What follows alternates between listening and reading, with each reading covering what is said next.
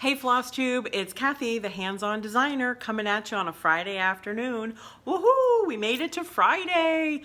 Wanted to take a moment to wish you all a Merry Christmas, or whatever it is that you celebrate in your house. I hope that you get to do it here in the next couple of weeks with friends and family. And we actually started off our holiday party season last night with my Stitch-In ladies.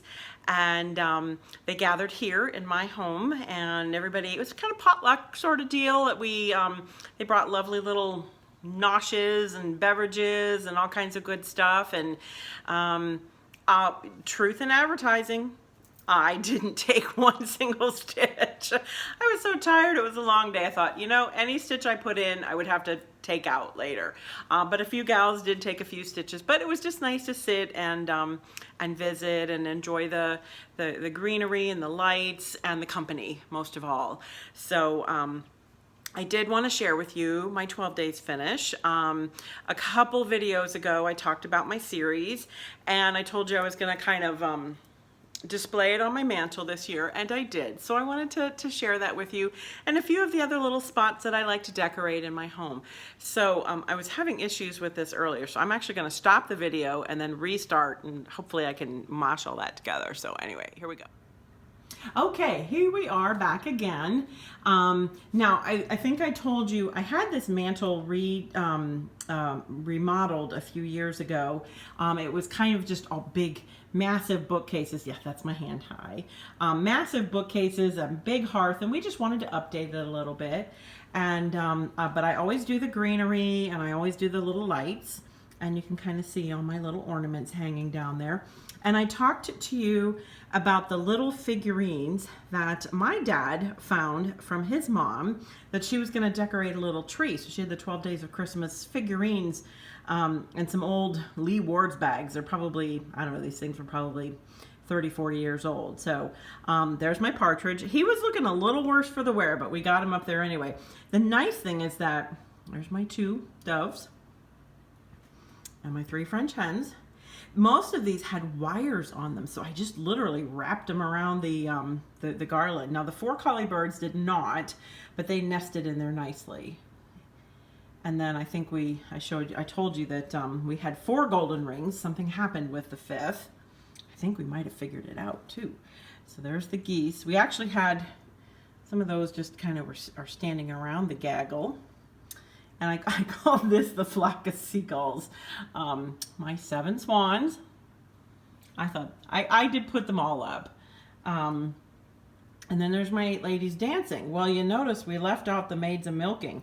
In laying all the figurines out, we realized the maids hightailed it out of town. Maybe they took that 5th golden ring with them. Anyway, I don't think there were ever maids a milking. But there's the ladies dancing. And we've got the lords a leaping. And the piper's piping, whoops, sorry, and the drummer's drumming. Now, I actually had enough to have 9 ladies dancing, 10 lords a leaping, and everything. This end of the garland started really getting weighed down a little bit more. So I did kind of edit the garland, and I took a few of them off, but I think they turned out really well. And you'll notice I like to decorate. Sometimes I might change out the color. This year I changed out the theme, but you'll notice a few of hands-on designs in there. I love to decorate. Just kind of layer things up there. I collect little ironstone pictures. The little white candle holder, it was actually from my mom. It was something that she used to put up in our home. It's got 3 angels ringing around it, and well, I like to think that was supposed to be me and my sisters. So anyway, some more stitching. This is from, let's see, Periwinkle Promises. I did that years ago. It's a cute little pillow. It's got some fun stitches on it. This is called Holiday Bells. It's actually one of my designs. I do occasionally design for counted canvas, so I just love the colors in that one. And then that one you saw during my Finish-a-Palooza. I think that was a little house. And then I just love this Santa. He's just the perfect height to give a display some height sometimes. Designer was simply old-fashioned. do not believe she's designing anymore. Well, she's not designing anymore. And unfortunately, I believe the chart is out of print. So if you can find one somewhere, get it, because it was a very fun stitch. You'll see I like my houses. I like my little zinc houses. These are actually red. And this brings me over to my Christmas tree. This tree, pretty much, I don't want to say it's different every year, but it's sort of the same set of ornaments. A lot of my stitched ornaments. I collected Santas for the boys. I'm missing a lot of the Santas this year because we gave Christopher his Santas when we went to go visit him at Thanksgiving. We gifted him a little tree. I'm trying to move slowly around without walking into everything or tripping and falling. No, we brought him a little tree for his apartment, his first tree, and I took him his Santas. But trust me, in all the bins in my house, I probably have enough ornaments and collections of ornaments to decorate at least 5 trees in different themes. So not everything comes out every year. I'll kind of walk you around over this way. Again, I'm trying not to. This is my sideboard in my dining room. Well, that's some work at the other end of it, but I like to put little vignettes up. I made a lot of the quilting, the quilted runners. And of course there you see one of my chalk pieces that I did with Priscilla. That was in the magazine, just cross stitch a couple years ago. And then let's come this way. Now it gets sunny outside. Another little vignette on the table. And this tree, I love this tree. It's just a tall, skinny tree. It is pre-lit, which is nice. And this one I do change out each year. This year, let me get in a better spot. I did a lot of my vintage Shiny Brights. I actually have a collection of newer ones. Christopher Radko bought the company and he kind of put out the new ones. And then I also have a collection of the older ones. This is but a small portion of my collection. It's kind of bare at the bottom just because if the cats knock this one over, they're in trouble. But they've actually been really good this year. So I'm going to stop the video again and go back over just so I don't make you all seasick. All right, hold on. Okay, so here we are back again, and thank you for indulging me a little bit, sharing with you some of my my holiday decorations. I really enjoy decorating for the holidays. I don't know, it started years ago when my kids were really little. We do not have family or relatives that live in Iowa near us. Most of our family lives well, we're kind of scattered actually. We have some overseas and we have some on the East Coast, and they don't generally travel this way. So I think it probably became really important for me to kind of create new holiday traditions. You know, I came with traditions that my family did. My husband came with traditions that he did. So we've kind of over the years learned to sort of, you know, meld them together, but yet create them for ourselves. And I think it's, you know, it's a neat time of year. This is kind of a first year for us because we don't have someone coming home on college break or anything like that. First time we're actually going to get my youngest son for a day and our oldest son for a couple days. So I'm going to cherish the time that I have and enjoy. So I was happy to get the house ready for them.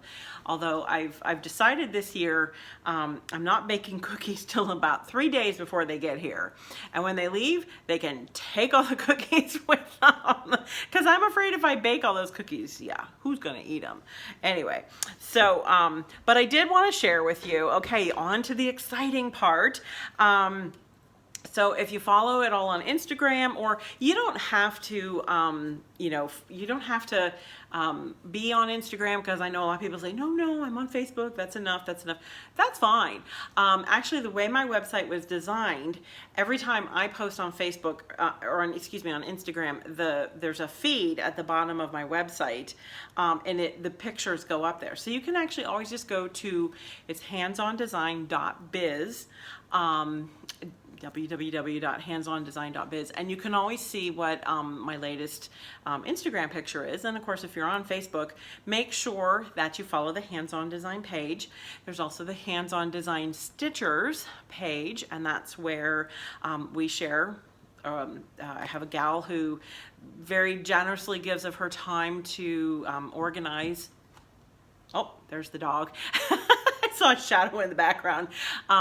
She very generously gives of her time to be the admin for that page, and she's just super nice and keeps the conversation flowing and everything friendly, and everybody shares all their hands-on design stitching. So that is, whenever, let me tell you, when I need a boost, I go to that page, and it's like, that's about one of the coolest things I can ever see, is all the people that actually, you know, stitch my designs. So but anyway, so it was kind of a fun week in that I wrapped up the latest Chalk for the Home.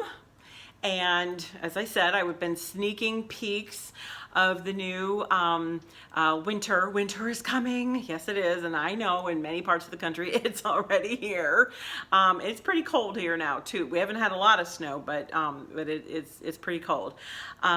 So the fun thing is I can't even remember, was it Tuesday, I think?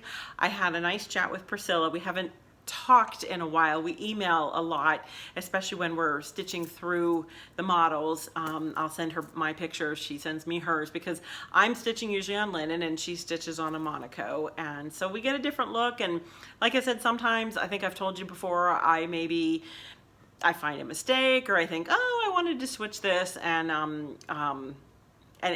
so we send a lot of pictures back and forth, and it's always really exciting to see.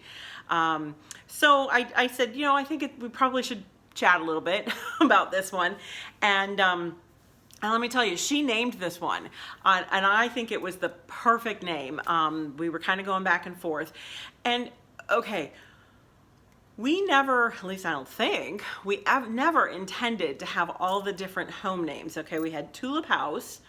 You know, the series is called Chalk for the Home. Tulip House, Rose Cottage, no, Cottage Rose, Cottage Rose, yeah, Cottage Rose, sorry, and then Sunflower Manor, and each one has kind of fit the personality of the piece. And let me tell you, I said to Priscilla after Sunflower Manor came out, you know, each one just becomes my, like, no, this is my favorite. No, this is my favorite. I emailed her and I said, I can't wait to see what you do for flowers, because all the other ones have had flowers in them. I can't wait to see what flower you pick for winter, because I was really kind of curious what she was going to do. And I didn't get any response. And then finally I get an email, and she said, okay, I'm a little worried about this because you said flowers. And she said, this was my vision for this piece back when we started the series, which I think was pretty cool. So I think it's neat. And I said, you know what? Just, if I tell you, what about this or what about that? Don't even listen to me. Because she came up with, okay, I'm going to show you the picture. You ready? You ready? You ready?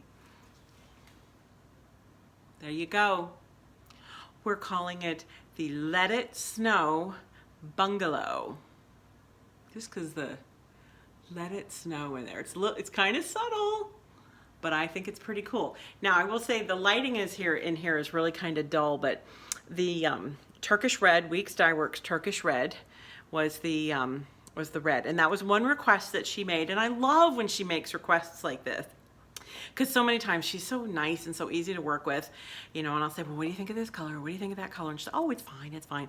And she said, could we definitely have a little more red than pink necessarily, because her original sketch, because she works in chalk. I mean, and there, you can't get chalk that's that color. I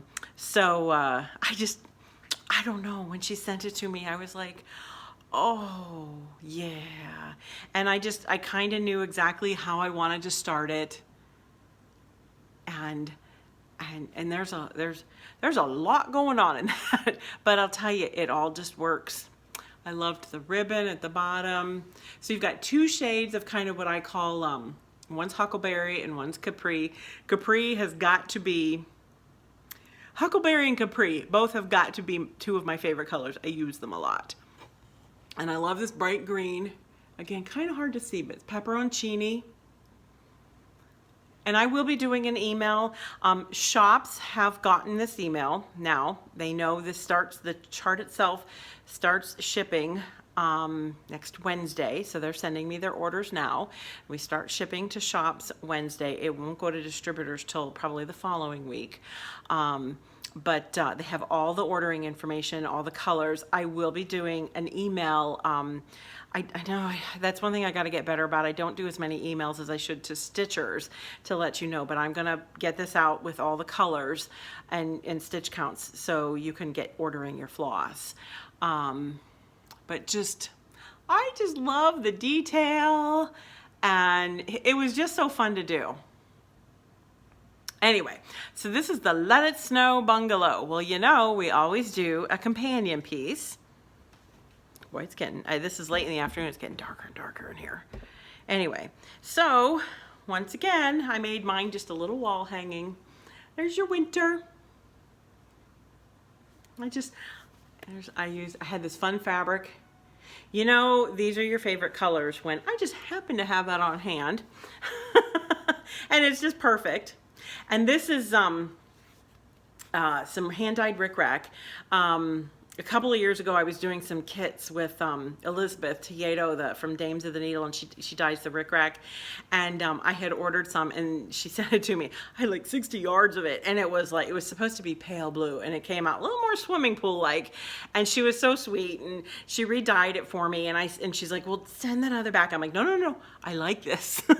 Slowly, I'm using it, so in kits and things like that. So when I thought, what am I going to do for rickrack? I thought, I know.